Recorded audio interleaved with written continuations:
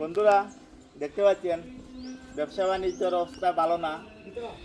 তো ব্যবসার চিন্তা করে তো এখন শুধু ব্যবসা নিয়ে বসে থাকলে চলবে না, তাই এখন কাজে লেগে গেছি সেই সাবেক জায়গায়। আবারও এই বালু কাজে, যুগালি কাজে মানে আমি আবার শুরু করেছি। দেখতে পাচ্ছেন কাজ করে বাচ্চাইলে কোনো লজ্জা নয়, চুরি ডাকাতি করলে লজ্জা, মানুষের দোকান লুটপাট করলে লজ্জার বিষয়।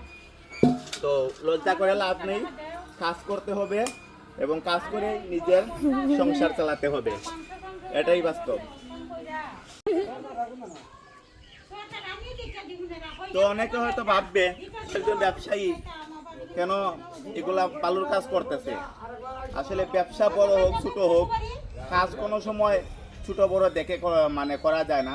কাজ কাজই, আর কাজ করলে কোনো লজ্জার নয়, কাজ সবাই করতে পারে। আর ব্যবসা ছোট হোক বড় হোক, সব ব্যবসায়ী সমান।